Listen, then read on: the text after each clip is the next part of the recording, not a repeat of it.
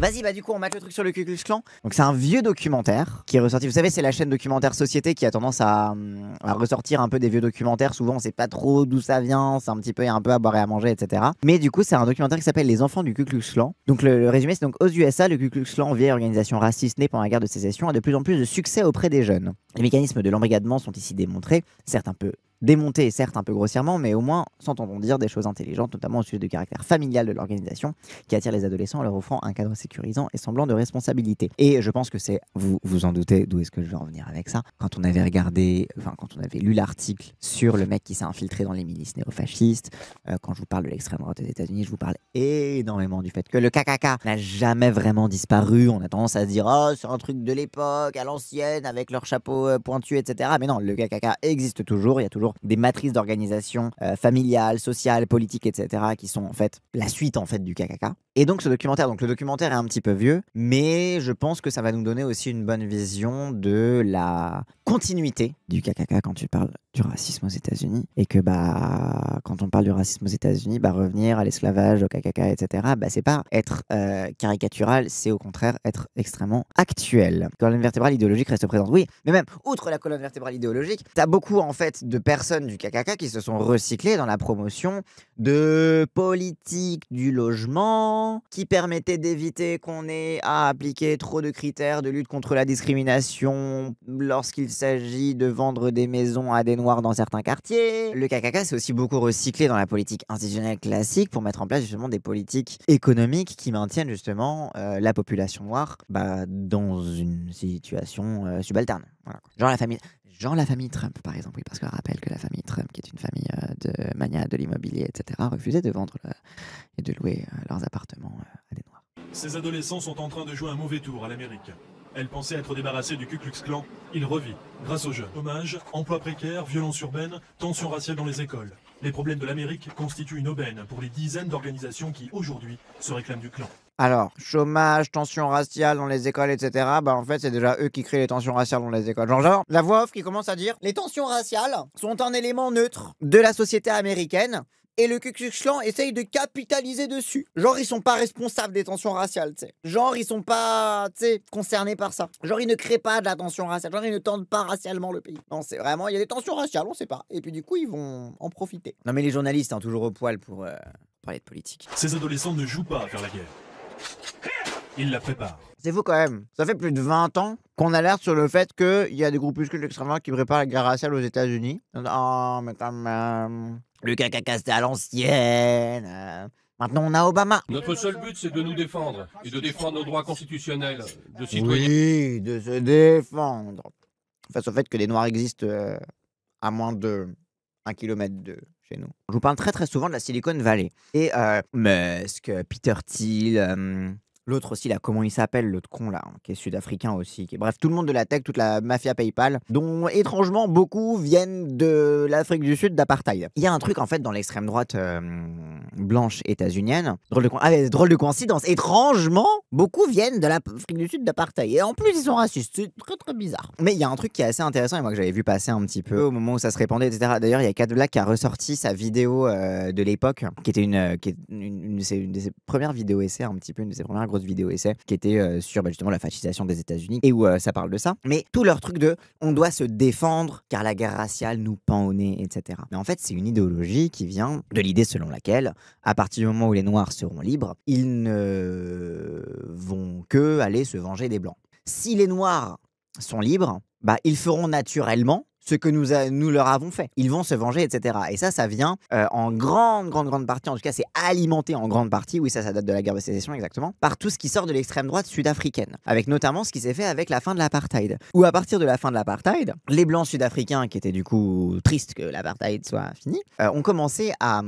diffuser et à théoriser la thèse du génocide blanc, du white genocide. Parce qu'en fait, simplement, qu'est-ce qui se passait? Il y avait une politique de redistribution. Alors, redistribution des terres, tranquille, hein. On n'a même pas fini la redistribution des terres, c'est encore un sujet très actuel en Afrique du Sud.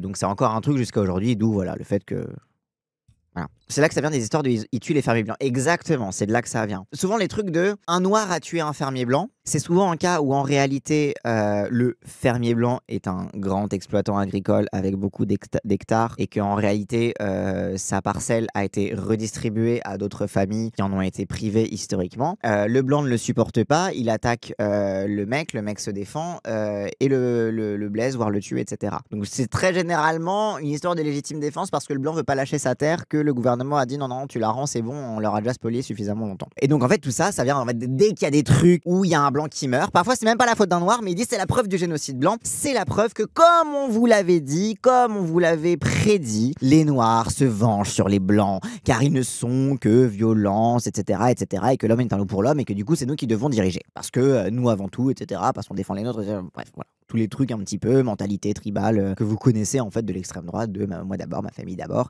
et ça vient justifier toute ma vision suprémaciste, etc. Là où je veux en venir du coup, c'est qu'en fait, t'as cette extrême droite suprémaciste blanche. Donc vient justifier cette idée qu'il ne faudrait surtout pas que les noirs soient égaux à nous, parce que sinon ils vont se venger, ils vont nous faire du mal, etc. Bon, en réalité, c'est juste qu'on va perdre nos privilèges, et du coup, voilà, mais c'est transformé en espèce de menace existentielle à la vie au travers de ils vont se venger, ils vont... Associé à l'Afrique du Sud, qui après la fin de l'apartheid voit son extrême droite raciste diffuser la thèse du génocide blanc pour dire regardez, ils avaient raison, c'est ce qui se passe en Afrique du Sud, alors que non, pas du tout, tu dois juste rendre une terre que tes ancêtres ont spoliée et tranquille, ça va bien se passer, tu restes un bourge. Et bien du coup l'extrême droite sud-africaine vient renourrir du coup l'extrême droite suprémaciste blanche états-unienne qui peut dire regardez en Afrique du Sud, c'est la preuve que les combattants blancs là-bas ont raison et qu'on est encore plus sûr que c'est ce qui va se passer chez nous, donc il faut absolument s'armer parce que la guerre raciale nous pend au nez comme ça se passe en Afrique du Sud parce qu'ils sont persuadés qu'il y a un génocide blanc en Afrique du Sud. Donc voilà, donc quand il dit on prépare la guerre raciale, etc., faut aussi voir là-dedans à quel point c'est fait en interaction. Les suprémacismes blancs interagissent entre eux, particulièrement entre l'Afrique du Sud et les États-Unis, et c'est quelque chose qu'on retrouve aujourd'hui dans la tech où tiens, pourquoi parmi tous ces fascistes il y a autant de gens qui viennent d'Afrique du Sud et de familles notamment qui ont prospéré sur l'apartheid. Quand les Noirs vont venir ici pour essayer de nous prendre ce qui nous appartient, on va se protéger. C'est pas nous qui allons commencer cette guerre, mec. On sera là et on se protégera. C'est pour ça qu'on veut être sûr que nos hommes, nos femmes et nos enfants sachent manier les armes pour qu'on puisse se protéger. Je pense à tous nos ennemis, à tous ceux qui voudraient nous faire du mal. Voilà ce que je vois. Là, je vois un juif. Il a dit le N-mot, hein, si vous vous demandez pourquoi l'audio a coupé. Peu importe. Ce sont tous nos ennemis. Bon, vous avez la liste, hein. Tous ceux qui voudraient me faire du mal, à moi, à ma famille, aux gens du clan, je les descends. Ils se pointent à ma fenêtre, je les bute. Ils essayent de me piquer quelque chose, je les bute. Tous ceux qui sont contre nous, qui essayent de me faire du mal, ils seront flingués. Et en fait, c'est ça, c'est que... Bon, après, c'est ce qu'on dit tout le temps pour l'extrême droite, globalement, ça n'a pas changé, hein. Ils passent leur vie à fantasmer une guerre raciale, ils passent leur vie à fantasmer le fait de pouvoir buter en noir comme ça. Viens vers moi que je te bute, etc. Et du coup, finalement, c'est eux qui viennent provoquer parce que ils passent leur vie à fantasmer un truc qui n'arrive pas, parce que genre, ça ne se passe pas comme ça. Mais encore une fois, je vous avais parlé la dernière fois de l'assassinat dans le métro new-yorkais j'ai encore oublié son nom, c'est horrible, mais l'assassinat de ce jeune sans-abri noir dans le métro new-yorkais par un vétéran blanc sous l'angle de la légitime défense, etc. Ce mec-là, ses positions politiques. Oui, Jordan Neely, exactement. L'assassinat de Jordan Neely. Bon, le mec qui l'a buté, vous vous doutez bien pour qui il a voté. Et vous vous doutez bien quelles sont ses idées politiques. Il y a aussi ça. Je voulais me battre pour mes idées et être avec des gens qui disent ce qu'ils pensent. C'est ça, c'est juste des gens qui disent ce qu'ils pensent, tu vois. C'est tout ce qui compte dans sa vie. C'est pour ça qu'il est allé chercher des gens qui disent ce qu'ils pensent à l'extrême droite. Oui, juste des mecs chill, tu sais. Juste des mecs tranquilles. Newville ne compte qu'un temple protestant. On y trouve également un autre culte, celui des chevaliers américains du Ku Klux Klan. Aider les gens à comprendre notre race, le séparatisme racial. Préserver l'Amérique, qu'elle reste forte et blanche. Le pouvoir aux blancs. Inspiré par Jeff Berry, autoproclamé révérend et grand dragon national de ce mouvement, les chevaliers américains du clan compteraient plus de 8000 militants, rien que dans l'Indiana. Oh putain, le gamin avec sa toque là, mais oh putain, waouh. Mais moi ça me fait penser à, il y avait un documentaire Arte qui était sorti un petit peu avant l'élection présidentielle états-unienne. Le documentaire qui s'appelait Prier pour l'apocalypse, sur du coup la montée du christianisme évangélique états-unien, etc. Et ce que je trouve intéressant, c'est que du coup, la nouvelle version du Ku Klux Klan, il s'appelle Les Chevaliers du Ku Klux Klan, etc. Et très très bizarrement, quand dans ce documentaire justement Arte, on voyait des évangéliques qui se faisaient adouber chevaliers aussi. Donc il y a un truc, j'ai l'impression il y a un truc de la chevalerie qui est resté à l'extrême droite pour garder globalement l'idée de on va buter des noirs, quoi. Voilà, c'est pour ça que vous avez la preuve qu'Elon Musk a bien fait un salut nazi, parce qu'il avait bien le pouce replié. Il semble qu'il y a beaucoup de jeunes qui souhaitent rejoindre les différentes organisations du clan. Oui, ils veulent faire partie de quelque chose, mais pas d'un gang. Il y a beaucoup de gangs violents dans ce pays. Ils ne croient que dans la violence. Ils brûlent des maisons, provoquent des émeutes. Et du coup, vous faites quoi? Vous croyez en quoi? Vous croyez en la paix, les petits oiseaux et les bisounours, peut-être? C'est pour ça que vous apprenez à tirer avec des armes? Comme ça, vous fantasmez le fait de buter des renards. Hein. Vous croyez pas à la violence, vous. Voilà, mais c'est encore ce truc de... On fantasme éternellement une guerre raciale qui va être provoquée par les autres, comme ça on a la justification de la légitime défense. Mais parce qu'en fait, une guerre, c'est jamais justifié par l'attaque. Genre, une guerre, c'est toujours justifié par la défense. La défense des intérêts nationaux, la défense contre un ennemi imaginaire qui après sinon il va nous envahir, la défense, enfin je veux dire, c'est la justification numéro 1 de la guerre, particulièrement à notre époque, c'est la défense. Même Poutine, hein, pour envahir l'Ukraine, sa justification c'était que il fallait protéger l'intégrité de la Russie contre les avancées de je sais pas quoi, l'OTAN, l'Occident, je sais pas quoi, qui veut dégénérer les gens et les transsexualiser, tu vois, genre c'est... Enfin même ça, c'est ça, oui c'est ça, c'est la guerre juste, c'est le principe de la guerre juste, c'est que c'est toujours justifié la guerre. Nous sommes une famille, on s'amuse, on va dans les parcs d'attractions, on fait des pique-niques, on brûle des croix. Ah ouais, super la famille. Bon, on fait une petite sortie, parc d'attractions, petit pique-nique, petit brûlage de croix, et puis voilà quoi. Un dimanche après-midi bien rempli.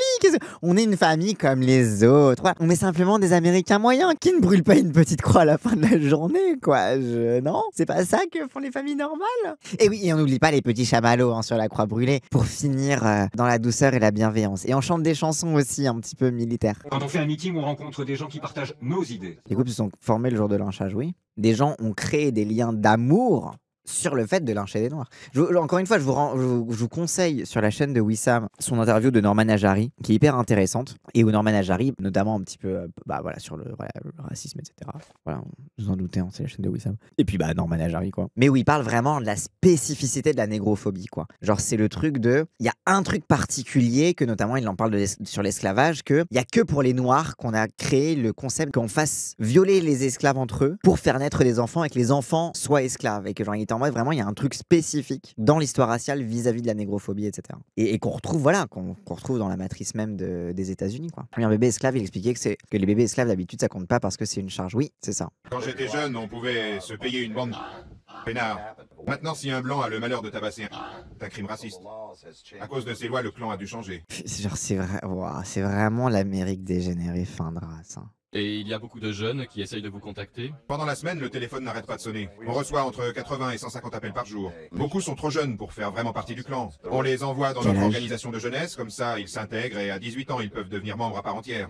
Ouais, genre il y a des mineurs, ils appellent le Ku Klux Klan en mode c'est quand que je vais pouvoir buter un noir, quoi. Quand on parle de la lutte contre la discrimination, genre c'est pas juste être gentil avec les gens. Genre, je trouve que c'est très bien expliqué par ce mec du KKK. Quand on parle de politique de lutte contre la discrimination, il l'explique très très bien. C'est ce qui fait qu'on ne peut plus buter les noirs. Et donc, lorsque l'extrême droite états-unienne est en lutte contre le DEI, Diversity, Equity and Inclusion, qui sont les garanties de lutte contre les discriminations, notamment au travail, etc., de garantie de la diversité, etc., contre toute l'architecture de l'égalité, des droits civiques, etc. Bref, c'est pas juste parce qu'ils sont pas d'accord philosophiquement avec les trucs sur la discrimination. Non, c'est parce qu'ils veulent buter des noirs. C'est parce que depuis le KKK et depuis, encore une fois, parce que là, vous avez les racistes bas du front, là vous avez vraiment le KKK bas du front qui va prendre les armes, etc. Mais t'as aussi des penseurs, t'as aussi des gens qui interagissent avec le parti républicain, avec les personnalités politiques, qui sont même, voire même deviennent eux-mêmes des personnalités politiques, soit locales, soit nationales.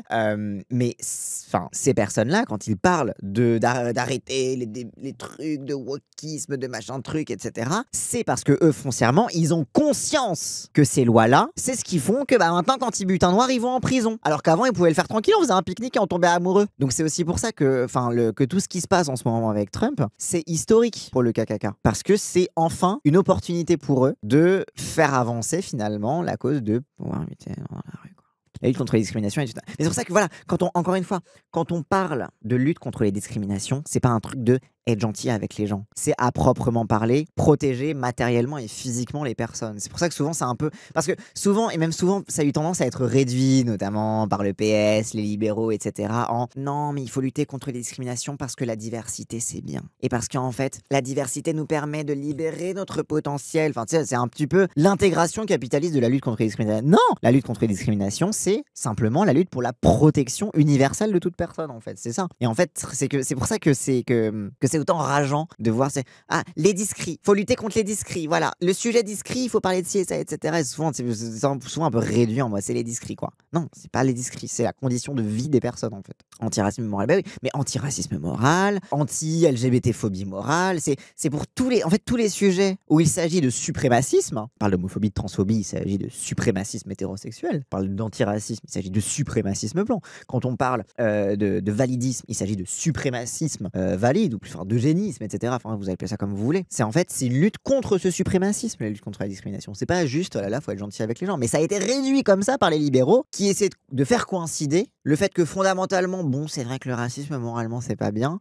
mais qu'ils aimeraient bien garder leurs petits privilèges. Alors du coup, on va réduire ça à juste les discrets, c'est pas bien. Donc on se pose la question, comment est-ce qu'on les contourne? Mais aussi parce qu'il y a eu un enrôlement des capitalistes à la lutte contre les discrets. C'est les libéraux. L'enrôlement des capitalistes, c'est l'idéologie selon laquelle la diversité, c'est bien, ça permet d'augmenter les profits. Sauf que ça marche pas parce que c'est totalement faux. Et du coup, cet enrôlement des capitalistes arrive à échec et à échéance parce que ils voient bien que c'est pas en faisant des petites politiques de diversité qu'ils vont faire de meilleurs profits. Et du coup, c'est comme ça qu'ils en deviennent d'autant plus facilement fascistes. Avant, le slogan, le truc Go Woke, Go Broke. En fait, le slogan, il a changé de nature. Au début, il disait Go Woke or Go Broke. En gros, il disait que les entreprises avaient un petit peu le flingue sous la tempe. Soit t'es woke, soit on va te mettre en banqueroute. En mode, ils sont obligés d'être woke pour garantir des profits, etc. Ça, c'était le moment où les capitalistes croyaient encore que la diversité, c'était bien pour les profits. Et après, ça s'est transformé progressivement en Go Woke, Go Broke. Donc, Go Woke égale Go Broke. Donc, ça veut dire, si tu deviens woke, tu vas être en banqueroute parce que ça ne fonctionne pas économiquement. Ça a été le moment où la droite capitaliste s'est progressivement convertie en fait à l'extrême droite. Et c'est ce qui se passe avec Trump en fait aujourd'hui. C'est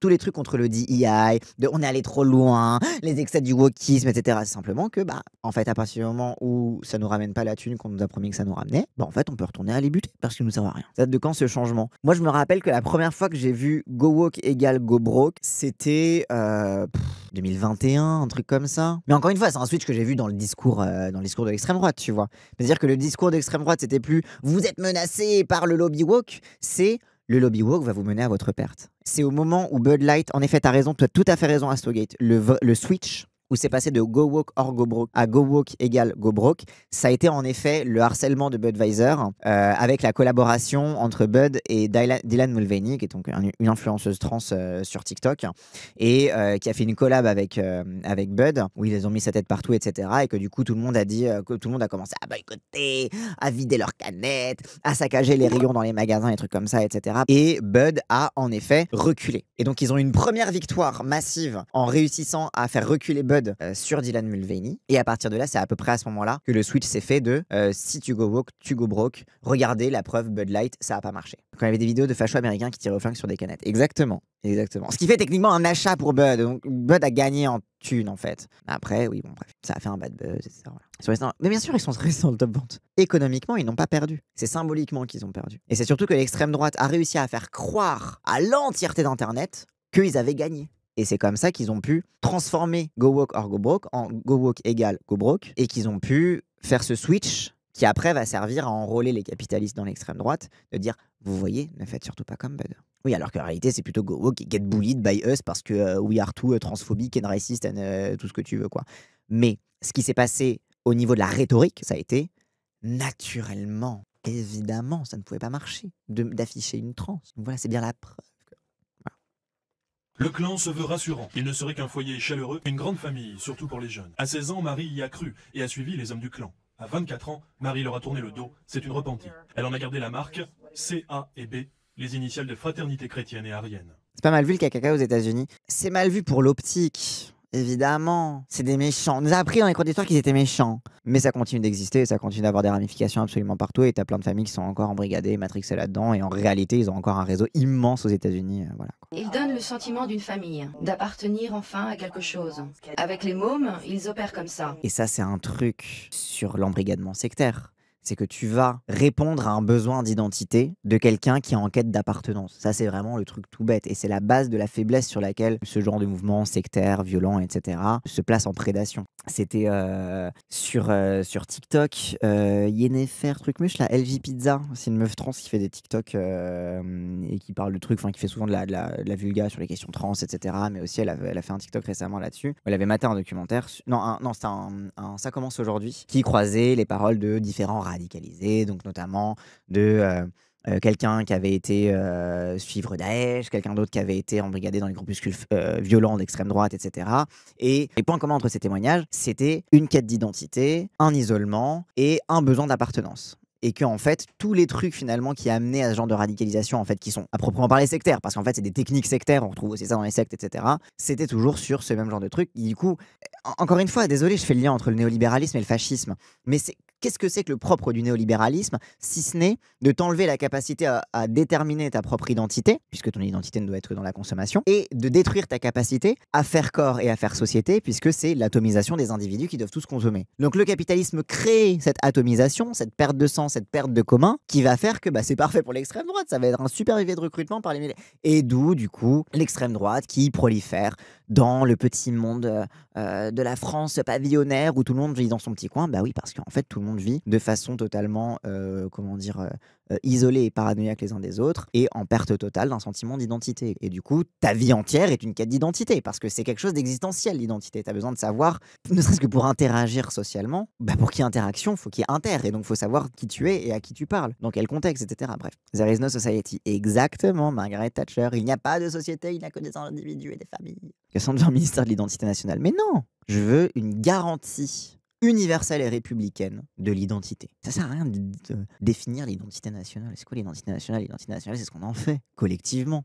C'est l'action collective du peuple, ça s'appelle la République a priori. Mais par contre, l'égalité, l'accès à ses besoins, l'accès à la communauté, l'accès justement à la population, c'est une garantie universelle de l'identité. Parce qu'en fait, l'identité, c'est quoi? C'est la capacité à s'autodéterminer, c'est la capacité à... C'est l'émancipation, en fait, l'identité. La singularité. Non, c'est pas une question de singularité. C'est pas de trouver une identité singulière qui te différencie des autres, c'est aussi de trouver ce qui en toi te rapproche des autres. C'est justement l'équilibre entre la différence et le commun. C'est une dialectique permanente entre la singularité et le collectif. Non, que ce soit les mêmes profondeurs du communautarisme qui veulent essentialiser une communauté nationale. Bien sûr, mais parce qu'en fait, c'est quoi?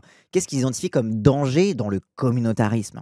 Que ce soit les musulmans, que ce soit les homosexuels, que ce soit les juifs, que ce soit n'importe... Qu'est-ce qu'ils identifient comme danger dans la communauté? C'est la solidarité. C'est précisément le fait que ça fait émerger un collectif qui te permet de survivre. Qui te permet de survivre sans, au-delà de ce que leur vision totalitaire veut de toi. Berk. Oh, cette sous-culture. Hein. C'est ça leur identité, putain. Mais c'est pour ça aussi, aux États-Unis, ce qui les fait vriller, c'est quand les Noirs ils disent que les Blancs ils ont pas de culture, ou alors qu'ils se moquent de la culture blanche en mode tout c'est vide, c'est moche. Et genre en vrai, c'est aussi ce qui les fait vriller, tu vois. C'est qu'en fait, ils voient les Noirs qui revendiquent une identité. Mais pourquoi les Noirs aux États-Unis revendiquent une identité collective? C'est parce qu'en fait ils revendiquent une identité de résistance. Enfin, c'est une identité qui s'est construite dans la résistance, dans la lutte et dans l'opposition justement à la suprématie, dans l'opposition aux volontés en fait de te nier et de te tuer en fait. Donc évidemment ça fait émerger une culture commune, un sentiment commun d'appartenance, etc. Donc lorsque les Noirs ils disent oh là là les Blancs ils ont pas de culture, ils ont pas d'identité, etc. Les Blancs ils se sentent directement, enfin les Blancs je parle de eux, les suprémacistes, ils se sentent directement attaqués parce qu'ils voient en face qu'il y a une identité concurrente qu'ils perçoivent comme plus forte que la leur, bien évidemment, puisque la raison pour laquelle c'est des suprémacistes, c'est bien qu'ils ont une insécurité, qu'ils entretiennent artificiellement, et voilà, ils entretiennent une insécurité dans leur identité, et du coup, ils voient un truc qui a l'air plus sûr qu'eux, et du coup, ils y voient une menace. Tout le concept d'insécurité culturelle, ça vient un petit peu de là. Hein. Le concept d'insécurité culturelle, ça vient valider les Blancs en leur disant c'est un sentiment d'insécurité et il faut prendre au sérieux le sentiment d'insécurité. Alors que en fait non. Dans le sens où genre le rapport à l'insécurité, tu peux le résoudre par une revendication d'une sécurité humaine et collective, qui est la voie de gauche, ou par une revendication d'une sécurité individuelle et défensive, ce qui est la version de droite en fait. Bref. L'identité afro-américaine n'est pas construite comme une simple objet de consommation, genre c'est la forme finale du consommateur où chaque aspect de leur culture il a son...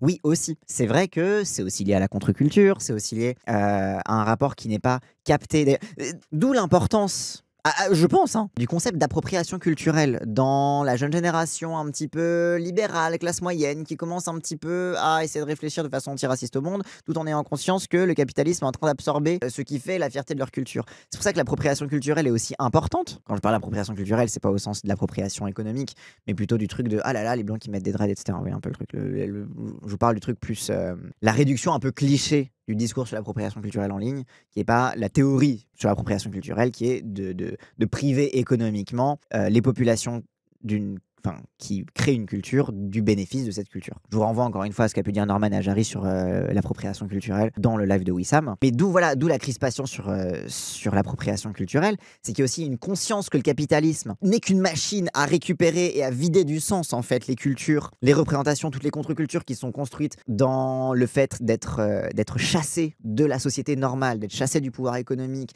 d'être chassé de la respectabilité, d'être chassé de la reconnaissance sociale, etc. Et du coup, tu crées une contre-culture qui va incarner ton rapport à la fierté, ton rapport à toi-même, ton rapport à la communauté, au monde, etc. Enfin bref. Et du coup, c'est aussi pour ça que l'insécurité culturelle fait autant de débats sur Internet, y compris parfois un débat qui est un petit peu binarisé et un petit peu simplifié par rapport à ce que c'est réellement. Mais c'est parce que c'est à cause de cette conscience justement de si le capitalisme se met à nous valider, qui sommes-nous encore? Qui sommes-nous si notre identité, qui est une identité de contre-culture, de marge et de lutte, est réappropriée par le mainstream? Qu'est-ce qu'on est si on n'est plus dans la marge? Et en fait, je pense que c'est aussi pour ça, c'est que c'est cette tension-là aussi qui amène parfois ces débats qu'on peut trouver un petit peu ridicules, mais qui en réalité répondent aussi à une véritable angoisse qui est de l'ordre de putain, est-ce que le capitalisme va nous récupérer aussi nous, quoi? Est-ce qu'on va devenir la bonne communauté? Est-ce qu'on va devenir un bon produit marketing propre à nous aliéner les uns aux autres, quoi? Tout le temps que les suprémacistes sont passés à maltraiter les noirs, à les piller, à les soumettre, à les tuer, ils l'ont pas passé à se bâtir une identité culturelle propre.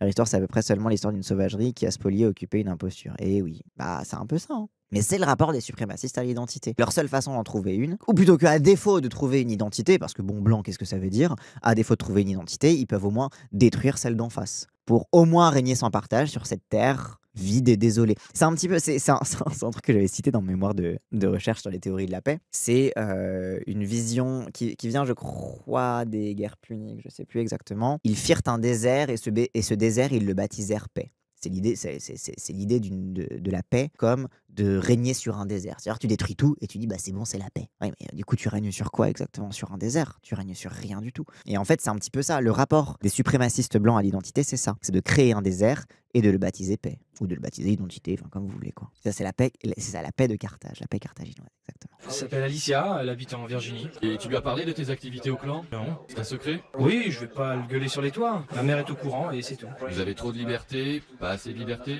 C'est vrai, on n'a plus le droit de dire ce qu'on veut. Voilà, comme quoi c'est ça, c'est qu'encore une fois, tout le truc de la liberté d'expression, pour dire quoi?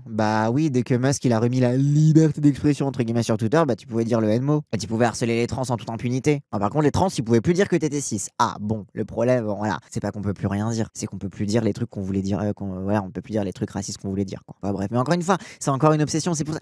Ce qui est intéressant, c'est de retracer les obsessions de l'extrême droite. Tous les discours de on peut plus rien dire, tous les discours de la discrimination, comme même le dit EI, etc. De le retracer à pourquoi ça vient du Ku Klux Klan à la base, pourquoi ça vient du KKK? Parce qu'en fait, tout leur truc de on peut plus rien dire, ça vient de eux qui disent voilà, tout le truc de la discrimination, les lois sur la discrimination, ça nous a empêché de faire ce qu'on voulait, c'est que du coup on peut plus buter. Encore une fois, tout ça, ça vient de là, et après c'est remâché, redit, retransformé, dog whistlé, etc. par les discours d'extrême droite sur Internet. Mais encore une fois, ce documentaire qui est vieux vous montre que rien de nouveau sous le soleil, et tout ça, ça vient pas de nulle part, hein. Ça vient des suprémacistes, quoi. Le clan s'est aussi joué sur les derniers cris en matière de communication, notamment Internet, pour distiller sa propagande, surtout auprès des jeunes. Ah oui, comme quoi, voilà, encore une fois, tous les bails de l'extrême droite qui a grimpé sur Internet, les mêmes, les machins trucs, encore une fois, c'est aussi des stratégies qui ont été là dès le début.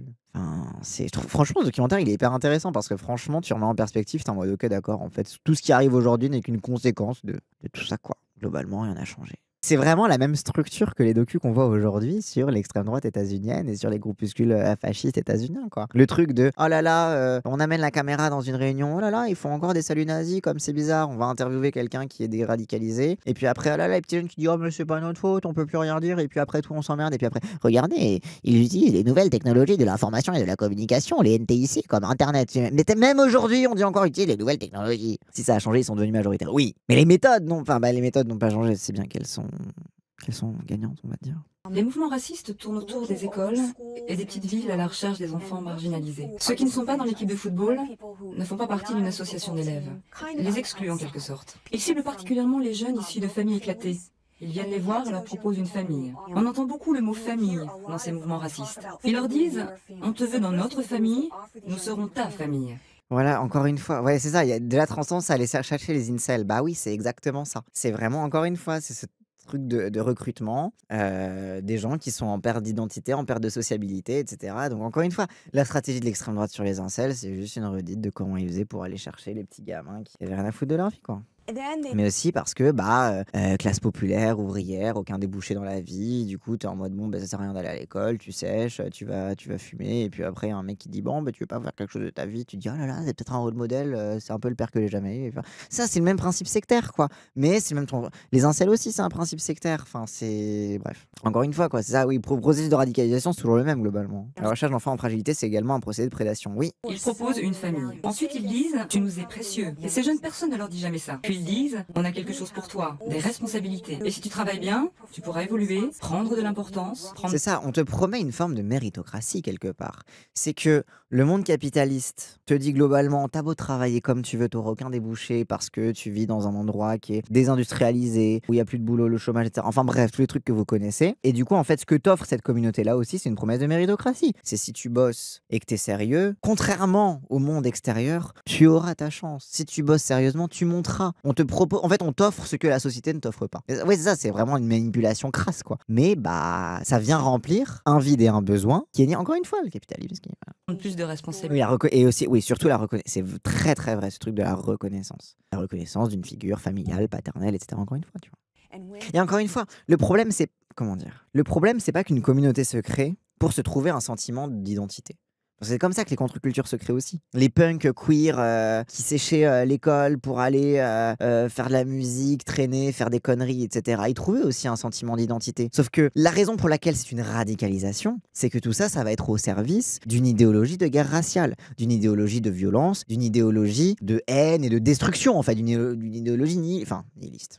Ça veut un peu tout et rien dire. Mais bref, vous avez compris. C'est pour ça qu'on parle de rad. Parce qu'en fait, finalement, genre, quand tu vas dans un truc punk, etc., que tu fais ta vie, que tu trouves aussi un sentiment de famille. Dieu sait que dans la culture queer, tu trouves une famille, on appelle ça littéralement une famille choisie. Donc ces trucs-là de reconnaissance, d'identité, etc., tu les trouves dans ces endroits-là. Sauf qu'en fait, c'est pas au service d'une idéologie. Encore une fois, le problème, c'est que, in fine, le but, c'est d'aller lyncher les Noirs. Parce que souvent, on a un petit peu un discours sur... D'ailleurs, c'est comme ça qu'il peut y avoir du confusionnisme qui peut se mêler à de la transphobie, l'islamophobie, etc. Tu vois, de dire tous les trucs qui vont t'offrir une identité, c'est pas bien. Non, pas forcément. Parfois, c'est aussi simplement une résistance par rapport à un monde qui te nie. La question, c'est au service de quoi ? Au service de quel projet de société ? Grave une critique des libéraux de voir toute forme de communauté comme négative. Mais bien sûr, parce que c'est une critique capitaliste. De tout ce qui va aller à l'encontre de l'aliénation capitaliste est mauvaise. Comme pourquoi tu peux pas consommer, être un normie comme tout le monde ? Les sociétés capitalistes nous ont appris à se réaliser dans l'individualité, dans la communauté. Exactement. Exactement. Et c'est pour ça que tu vas avoir des discours transphobes qui circulent par exemple chez les bons libéraux un petit peu, les libéraux un petit peu tolérants. Et qui disent mais quand même, ces jeunes qui se retrouvent sur internet avec des gens qui leur font croire qu'ils sont trans parce qu'ils trouvent un sentiment d'appartenance et de famille, c'est un peu une forme de radicalisation. Tu sais, beaucoup un discours des transphobes, c'est de dire que les communautés trans en ligne sont des formes de sectes et que finalement la transidentité c'est comme une forme de religion, etc. Tout leur truc comme ça. Il y a un aspect de trouver une famille, il y a un aspect de trouver une communauté. Mais le problème c'est pas que ton enfant ait trouvé une communauté qui est hors de la famille parce que toi t'es une très mauvaise mère ou un très mauvais père. Parce qu'en fait souvent c'est ça, c'est des parents qui supportent pas que leur enfant se détachent d'eux et remettent en question un truc qu'ils pensent, un truc qu'ils disent, etc. Souvent c'est ça, c'est tu vois ton gosse qui commence à s'individualiser hors de toi et tu dis ah mon dieu, là, c'est terrible, mon gosse commence à être autre chose que mon enfant, c'est horrible, quelqu'un lui a lavé le cerveau. Mais le fait de tout réduire au fait que c'est pas bien parce que mon enfant trouve une communauté et que cette communauté c'est forcément une secte ou une forme de religion parce que finalement ça va à l'encontre de ce que moi je pense, c'est-à-dire que mon enfant c'est une fille et puis c'est tout, c'est pas un garçon et il y a des gens qui lui font croire des trucs que c'est un garçon, etc. Bref, c'est ça, c'est qu'en fait souvent les libéraux ont tendance à tout réduire au truc de c'est comme une secte, c'est comme une religion, c'est pas bien. Mais oui, mais parce que parfois les religions c'est bien, parfois l'opium du peuple ça aide à survivre au capitalisme, l'opium. Parfois, tout simplement, ça aide à fuir une famille qui est un petit peu pas ouf. Il peut pas s'être mis ça dans la tête tout seul. Mais parce qu'en fait, on se met rien dans la tête tout seul. Tout est une question d'interaction. Un enfant n'a pas à être seul sur Internet, déjà, c'est une éducation de repérer les dangers. Non, un enfant peut être seul sur Internet. L'éducation, c'est d'apprendre à ton enfant à repérer les dangers. Mais tout comme un enfant a le droit d'être seul dans sa chambre, il a le droit d'être seul sur Internet. Ça, c'est désolé, c'est un droit fondamental. Mais en effet, Internet, ça s'apprend, mais pas sous... Enfin, comment dire ? Il faut enseigner en effet aux enfants Internet, les trucs. Mais en fait, parce en fait, c'est pas qu'il faut leur enseigner Internet, c'est qu'il faut leur enseigner le monde qui les entoure. Et le monde qui les entoure, c'est Internet. Mais oui. Par contre, il faut pouvoir garantir. En fait, c'est le principe de l'émancipation, quoi. C'est le principe de l'éducation. Que, bah, in fine, ton enfant, à un moment, bah, il vivra sans toi et du coup, faut qu'il ait un minimum de clés pour apprendre à s'en sortir tout seul. Il n'y a pas que toi qui éduques ton gosse, il y a tout le monde entier autour aussi. Bah oui, mais ça, en fait, tu peux rien, en fait. En fait, ça, c'est toute l'angoisse des parents. C'est la concurrence entre leur éducation et l'éducation du monde entier. Sauf qu'en fait, à un moment, bah, ils partiront dans le monde entier. Tu peux pas contrôler tout ce que ton enfant pense. Ça se trouve, ton enfant, dehors, il va voir un truc qui va le turbo-choquer. Et tout ce que tu devras faire comme parent, c'est l'aider à passer le traumatisme. Mais c'est compliqué pour les parents de se lâcher prise là parce que c'est angoissant. Parce que déjà que les parents sont même pas sûrs de leur capacité à éduquer correctement leurs enfants. Parce que l'éducation, personne t'apprend ça. C'est pas une science parfaite, etc. Et que bah, t'as un gosse, t'apprends sur le tas. Tout le monde apprend sur le tas avec ses gosses. Bah, du coup, c'est forcément angoissant. Et du coup, le premier réflexe, c'est de se braquer et de vouloir tout contrôler, etc. Alors que, bah, en fait, non, il va se passer des trucs. Va y avoir de la merde. Et en fait, le meilleur truc à savoir faire, c'est comment tu processes la merde qui arrive. Je sais pas, genre ta gamine qui se fait flasher en pleine rue par un exhibitionniste. Oui, tu peux pas contrôler le moindre de ses mouvements pour être sûr qu'elle croisera pas l'exhibitionniste ou un mec chelou, etc. ou que il se passera rien. Mais tout ce que tu peux faire, c'est bah, de l'accompagner dans cette épreuve parce que ce sera pas la première, ce sera pas la dernière. Et même adulte, on vit des trucs badants, quoi. L'agent Van Dyke effectue régulièrement des conférences dans les écoles. Sa mission, alerter les professeurs et les chefs d'établissement d'un danger pour les élèves. La propagande et l'intrusion des extrémistes de droite, notamment ceux du clan, dans les écoles. Oui, enfin, il y a déjà l'intrusion des extrémistes de droite du Parti républicain dans les school boards, là, dans les trucs de parents d'élèves, donc bon. Si je devais estimer le nombre d'élèves membres d'organisations racistes dans cette école, je dirais qu'ils sont moins de 15. Mais si je devais dénombrer les sympathisants de ces organisations, on est aux alentours d'une centaine. Ok, d'accord. Donc, oui, il distingue ceux qui sont membres et ceux qui sont sympathisants. Donc, voilà, donc une bonne centaine de tes élèves sont des suprémacistes blancs. Pose-toi des questions, peut-être. Qu'est-ce que tu leur enseignes, en fait, dans ton école? Si je devais parler de ceux qui les tolèrent, je dirais 700. Mais donc, tu sers à quoi? Tu leur enseignes oui? Sans aucun problème. Non, mais je sais que c'est pas sa faute, c'est la faute du système. En fait, oui, tous ces élèves sont racistes. Après, bon, ça m'étonne pas, hein, les écoles blanches aux États-Unis, voilà. Hein. Mais tu vois, oui, ouais. Rappelle, les écoles sont ultra ségrégées, donc bref, voilà, c'est logique. Mais, oui. C'est de cette manière que beaucoup ont été élevés. Et en fait, c'est ça, c'est aussi que globalement, pays de racisme, donc c'est aussi comme ça que ta famille est. Du coup, bon, les gens, ils se disent, oh, mais c'est pas grave, quoi. Pourquoi tu veux être membre du clan? J'ai été élevé comme ça et j'y crois. Ton âge? 16 ans. Et toi, pourquoi tu veux adhérer au clan? Parce que c'est en ça que je crois. Âge? 12 ans. 12 ans. Et pourquoi tu veux rejoindre le clan? Parce que j'y crois. Ouvertement nazi, John Alder est le responsable des chevaliers templiers du Ku Klux Klan. Il n'y a jamais eu de répression de... Genre... Oui, après, oui, premier amendement. Oui. Rappelle que le parti nazi a jamais... Oui. Enfin, si, le parti nazi a été interdit parce qu'à un moment, on faisait la guerre contre les Allemands et ça la foutait mal. Enfin, les Algériens, quoi. Mais oui. C'est pas, techniquement, c'est pas interdit d'être nazi aux États-Unis. C'est quoi le traitement des Black Panthers? Ah bah, disons que d'un côté, les Black Panthers, ils se sont fait réprimer par le FBI, etc. Et de l'autre côté, les nazis, oh, mais c'est des voisins sympathiques, voyons. Mon fils en est d'ailleurs. Beaucoup plus facile d'être nazi que de communiste là-bas. Mais bien sûr, mais quand je vous dis que les États-Unis, ils arrêté dans le fruit depuis le début, en fait, globalement. Mais c'est ça, c'est aussi que, bah, encore une fois, c'est un pays qui ne s'est jamais dénazifié. Et toi, pourquoi tu veux faire partie du clan? Je sais pas, comme je pourrais dire, j'en suis fière, c'est ma religion à moi. Ils ont leurs croyances et on a les nôtres. Religion, voilà. De quelle religion elle parle? Bah, de la croyance au Ku Klux Klan, de la croyance en la suprématie de la race blanche. Parce que tout est... En fait, le mythe... Le mythe fondateur des États-Unis, c'est la liberté religieuse. Donc forcément, moi, je vous dis toujours qu'en fait, la façon dont un pays considère son mythe religieux, tout va être considéré, justifié, étudié à l'aune de ce mythe fondateur. Bon, pour la France, ça dépend. Pour la France, chacun choisit son mythe fondateur. Certains placent le mythe fondateur dans la Révolution, donc s'y réfèrent. D'autres placent le mythe fondateur dans, je sais pas, Napoléon. Bref, voilà. C'est aussi en fonction de comment tu identifies le mythe fondateur. Mais aux États-Unis, il y a vraiment cette idée-là que des gens qui ont fui la persécution religieuse pour avoir la liberté religieuse aux États-Unis, etc. Donc tout est réductible, en fait, à l'idée de religion. Donc forcément, toute vision politique va être interprétée aussi sous l'angle de la religion. Et particulièrement le KKK qui a un rapport aussi ésotérique, enfin qui, à une organisation sociale et des rituels, on va dire, ésotériques. À 15 ans, John s'est laissé envoûter par le clan. John a maintenant 18 ans Il a quitté l'école, a trouvé un emploi et milite pour les chevaliers templiers du Ku Klux Klan. Mes sœurs et ma mère désapprouvent complètement le clan. Elles sont contre la haine, le Ku Klux Klan. Je ne suis pas au clan pour choquer ma mère. Pas de mouvement antifa comme en France, aux États-Unis. Il y a des mouvements antifa, mais ils sont pas vraiment. C'est vraiment American History X, pauvre merde. Bah, franchement, American History X, bon. Film qui a été récupéré par les droits d'art parce que l'esthétique, voilà, vous connaissez, comme Fight Club. Hein. Mais en effet, c'est un film qui est assez, j'ai envie de dire exact, j'ai pas envie de juger de oui, c'est vraiment comme ça que ça se passe, etc. Mais qui capte bien le truc, quoi. Il y en a un peu à Portland. Oui, mais à Portland, t'as que des gauchistes. Non, t'as aussi des droitards à Portland. Mais je crois qu'ils sont pas aussi structurés, on va dire, qu'en Europe.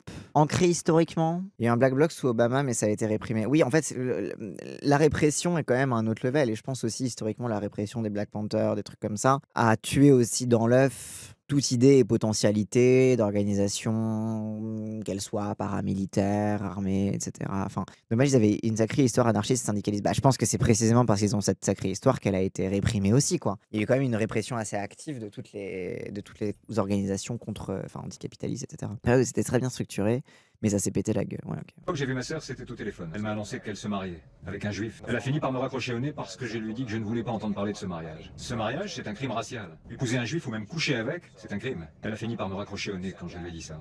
Et encore une fois, hein, on rigole, mais il y a une partie de l'extrême droite aux États-Unis qui essaye activement de remettre en question. Tu vois, comme Roe v. Wade, qui est donc la décision de la Cour suprême qui rendait l'avortement obligatoire au niveau fédéral aux États-Unis, tout comme Roe v. Wade a été overturned, donc annulé. Il y a pas mal de personnes aux États-Unis qui essayent d'annuler la décision, je ne sais plus comment elle s'appelle, mais qui garantissait d'un point de vue fédéral les mariages mixtes. C'est un des trucs.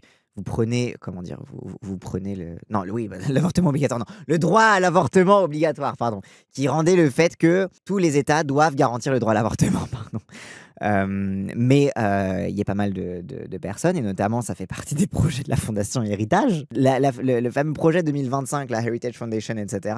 Dans leur petit papier, ils ont aussi le fait après Roe versus Wade, d'annuler l'arrêt de la Cour suprême qui garantit le droit au mariage mixte, par exemple. Tout comme ils veulent annuler l'arrêt de la Cour suprême qui garantit le droit au mariage homosexuel, etc. Enfin bref, tous les trucs comme ça, quoi, globalement. Mais en effet, le mariage mixte est sur la table pour l'extrême droite actuelle des États-Unis. Le level de racisme, le mariage mixte est un droit chez eux. Bah oui, parce que tout simplement, hein, c'est le passage du statut d'esclave au statut de la ségrégation, au statut d'égalité. Bah forcément, à un moment, il faut statuer de est-ce que tu as le droit de te marier avec les inférieurs. C'est la base du truc. Mon frère vient de couper les ponts avec ma nièce parce qu'elle s'est convertie à l'islam, limite la même situation au téléphone, il a pété un câble, essayé de la convaincre de changer d'AV, depuis l'a bloqué, il lui parle plus. Wow. Ça va paraître naïf comme question, mais au niveau national, la loi interdisant le mariage mixte aux États-Unis, elle a vraiment une chance d'arriver, genre, comment tu peux concrètement empêcher les gens de se marier? En gros, quand il y a une loi fédérale qui passe ou quand il y a un arrêt de la Cour suprême qui passe, ça veut dire que tous les États doivent s'y plier. Donc, par exemple, il y a un arrêt qui dit c'est contre la Constitution d'interdire à des personnes de races différentes de se marier. Dans ce cas, les États qui avaient ça dans leur loi, ou alors même qui le pratiquaient sans forcément que ce soit dans la loi, mais qui le laissaient faire, deviennent attaquables et n'ont plus le droit de le faire. Tu vois. Donc en fait, le fait d'enlever ça enlève la... Tu sais, c'est comme pour l'avortement. Le droit à l'avortement a été enlevé des garanties constitutionnelles aux États-Unis, parce qu'en fait, concrètement, c'est ce qui passe. En fait, une forme de constitutionnalisation en fait, des droits. Le droit à l'avortement a été retiré. Du coup, chaque État peut décider de si il garantit le droit à l'avortement ou de s'il ne le fait pas. Chaque État est libre d'interdire l'avortement. Et en fait, pour le mariage mixte, ce serait pareil. Ce serait de dire qu'il n'y a plus de protection fédérale contre des États ou des municipalités, etc., qui veulent empêcher des mariages mixtes. Et donc, en fait, dans les faits, je sais pas, genre, la Californie ne toucherait rien à sa loi et les gens auraient le droit de se marier puisque c'est un État progressiste, etc. Mais par contre, d'autres États extrêmement conservateurs pourraient légalement, constitutionnellement, mettre en place des lois qui restreignent ou simplement n'interdisent pas le fait d'interdire des mariages mixtes. C'est-à-dire ne poursuivent pas en justice si un maire refuse de te marier parce qu'il estime que c'est contre nature que ta femme soit noire ou soit juive, etc. Ou inverse, ton mari soit type la Floride ou le Texas. Ouais, par exemple. Mais pas que, hein, aussi l'Alabama, le Nebraska, enfin les trucs comme ça. Donc il y a plusieurs formes que ça peut prendre, mais simplement que ce n'est plus interdit d'empêcher les mariages mixtes. C'est pas forcément dire que partout aux États-Unis sera interdit les mariages mixtes, mais ça veut dire que c'est plus une obligation des États de garantir la liberté de se marier avec qui tu veux. Concrètement, c'est ça. Après, la potentialité que ça passe, on n'y est pas encore. Là, je vous dis que c'est un projet de l'extrême droite. C'est ce vers quoi ils veulent tendre. Enfin, finalement, voilà, en retour en fait à l'ordre d'apartheid initial, voire même à l'ordre d'esclavage. Toute l'extension du système carcéral, encore une fois, je vous renvoie à la discussion avec Norman Ajari, toute l'extension du système carcéral et la raison pour laquelle il y a un maintien actif et politique, des politiques qui maintiennent les Noirs dans des situations d'incarcération chronique, etc. C'est aussi parce que la seule garantie dans la Constitution de pouvoir mettre des gens en esclavage, c'est lorsqu'ils sont privés de liberté, donc lorsqu'ils sont en prison. Donc l'esclavage est légal pour les prisonniers aux États-Unis. Fun fact, c'est constitutionnel. Mais en fait, c'est ça, c'est que c'est un projet de l'extrême droite, c'est ce vers quoi ils veulent tendre. Après, ça ne veut pas dire que d'ici demain, ils vont le faire. Ils vont attaquer d'autres droits avant ça. Ils vont tester les os. Ils vont tester à quel point leur discours politique passe, à quel point la Cour suprême cède, à quel point, etc., etc., etc. Donc évidemment, ça va pas passer du début à la fin. Mais en tout cas, la forme que ça prendrait, c'est celle que je te décris. Comme en France avec les maires qui veulent refuser les mariages avec des gens pas nés en France ou sans papier. Ouais, il y avait une enquête de Street Press sur les mairies qui font du zèle pour interdire les mariages avec des étrangers. Même si les papiers, c'est bon, etc. Parce qu'en fait, ils font du zèle pour essayer de détecter les mariages blancs. Donc, les gens qui veulent se marier que pour les papiers, tu vois. Et en fait, il y a beaucoup de mairies qui font du zèle et de fait, interdisent de se marier avec un étranger parce qu'ils estiment que non, la personne n'a pas une bonne raison de se marier. Notamment Robert Ménard. L'enquête de Street Press parlait beaucoup de Béziers, notamment, mais pas que. Mais voilà, typiquement, c'est un exemple de... Ils font du zèle pour empêcher les gens, pour dire non, vous n'avez pas de bonne raison de vous marier, etc., etc. Et la question, c'est la latitude des mairies et à quel point elles ont elles sont dans l'impunité pour mettre des bâtons dans les roues aux gens qui veulent juste se marier parce que je sais pas, t'es tombé amoureuse d'un mec, il est tunisien, quoi. Marie a définitivement rompu avec les idéologies racistes. Elle va bientôt rompre avec son identité de genre féminine. Pardon, désolé, force à lui. Mais son mari, un skinhead proche du clan, a la garde pour l'instant de leurs 2 enfants. Marie essaye de refaire... Oui d'ailleurs, oui, c'est ça, il prend en otage ses gosses, quoi. Putain.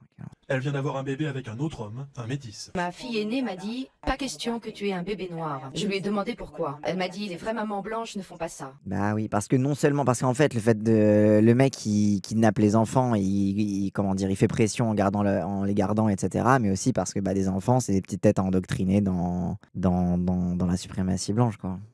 C'est papa qui me l'a dit. Quand j'ai entendu ça, ça m'a mis la puce à l'oreille. Il se passe quelque chose de pas normal. Si mon nouvel ami lui disait de ramasser ses jouets ou de se calmer, lui ou ma colocataire de l'époque, qui était métisse, elle sortait « Je t'écoute même pas. T'es qu'un... » Ça sort de la bouche d'une petite fille de 3 ans. Vous vous êtes senti en danger? Oui, j'ai reçu des menaces de mort. Tes gosses se faire Oui, en fait, c'est horrible. Tu vois tes gosses se faire laver le cerveau et t'es impuissante face à ça, quoi. Et genre même se faire laver le cerveau contre le mec, contre les gens que t'aimes. Déjà dans les situations de divorce habituelles, t'as le truc de papa qui te monte contre maman, maman qui te monte contre papa, etc. Et du coup ça rejaillit sur les gosses. Mais là en plus de ça, t'as le mec dont l'enjeu c'est de faire des enfants des soldats de la guerre raciale, quoi. Du truc en plus, quoi. Après évidemment aussi tu peux très bien... C'est pas parce qu'à 3 ans t'es embrigadé dans la guerre raciale, etc. que tu peux pas grandir et changer d'idée. Encore une fois, elle-même a été déradicalisée, tu vois. Genre elle est sortie du clan, etc. Et c'est en mode putain mais en fait je me suis fait totalement laver le cerveau, etc. Donc oui, t'es pas finito à 3 ans parce que t'es embrigadé par un daron suprémaciste blanc. Bon, la question c'est est-ce que t'as la capacité de fuir ta famille, ce qui est un autre truc, quoi. Oui, ça, comme les enfants LGBT qui étaient amenés à la manif pour tous, bien sûr. J'ai vraiment honte. J'ai beaucoup de remords. J'ai beaucoup à expier. Parce que les gens que j'ai insultés à l'époque, je ne les voyais pas comme des êtres humains. Oui, surtout maintenant que t'es dans un mariage mixte, etc. Tu vois d'autant plus le bail, quoi. Je les voyais comme des animaux, parce qu'on nous le disait. Les juifs sont des rats, les noirs des primates, des singes, les orientaux de la merde. À mon âge, et je suis jeune, il y en a encore beaucoup de mon âge ou plus vieux qui pensent comme ça. Maintenant, je vois ces gens comme des êtres humains qui vivent, qui respirent. Orientaux, les arabes... Non, orientaux, c'est plutôt, je pense, asiatique. Je pense que c'est plus... Sinon, elle aurait dit arabe. Parce que aussi aux États-Unis, il y a une histoire spécifique de racisme anti-asiatique, particulièrement par les Japonais, mais aussi les Coréens, etc. Donc particulièrement. Alors elle, je sais plus dans quel état elle est, mais particulièrement sur la côte ouest, mais pas que. Rappelle les camps de concentration pour Japonais. Oui, bah oui. Mais d'ailleurs, une des lois que Trump a envie d'utiliser pour pouvoir mettre n'importe qui en détention, n'importe quel étranger en détention, c'est la loi qui a permis de mettre les Japonais aussi en détention. C'est le truc qu'il veut faire avec le Mexique, vous savez. C'est une loi qui dit que tout étranger ressortissant d'un pays avec lequel les États-Unis sont en guerre peut être détenu, enfin doit être traité en fait comme un ennemi, etc. et détenu, etc. Et ce qui permet en fait de décréter des détentions arbitraires sur n'importe qui. Et en fait, ouais, c'est pour ça que Trump commence à parler de certaines villes du Mexique où ce n'est plus l'État qui contrôle la ville, mais les gangs. Parce que comme ça, il suffit de dire que tel Mexicain aux États-Unis est affilié à un gang, je sais pas, parce que tu as un tatouage, voilà, quel que soit le tatouage d'ailleurs. Mais il suffit de dire que comme t'es mexicain, t'es forcément affilié à un gang. Parce que, non, on n'est pas en guerre contre l'État du Mexique, mais contre les gangs qui ont remplacé l'État du Mexique. Donc, tous les Mexicains, on peut dire qu'ils sont affiliés à des gangs. Comme ça, comme on est en guerre contre les gangs, bah du coup, on peut les foutre à Guantanamo. Et le fait de mettre les gangs dans la catégorie terroriste, donc qui justifie la guerre. Exactement, exactement. C'est exactement ça. Guerre contre le terrorisme, donc les gangs, etc. Donc, on peut dire que n'importe quel Mexicain est affilié à un gang. On n'a pas besoin de prouver, puisque de toute façon, ils seront sur notre territoire. Et du coup, on peut les foutre en camp de concentration. Et en fait, c'est la loi qui a envie que Trump essaye de faire renaître de ses cendres pour permettre la détention arbitraire de n'importe quel étranger sur son sol, quoi. Voilà à quoi sert la guerre contre le terrorisme. Quand on vous dit que le terrorisme, c'est une notion de merde, bref. J'ai vu des gens se faire tellement tabasser devant moi qu'on ne pouvait même plus les reconnaître. Ces images me poursuivent encore beaucoup. J'ai participé à des cérémonies où on brûlait des croix. Ils pendaient des poupées de chiffon représentant des personnalités noires. Ça hante encore souvent mes rêves, car j'y vois des êtres vivants. Voilà. Hardcore d'avoir des trucs aussi violents IRL, oui, de fou. De fou. Mais encore une fois, tu vois, je trouve que là où ce documentaire, encore, je vais me répéter, hein, ce qui est intéressant dans ce documentaire, c'est vraiment la permanence de tout ça.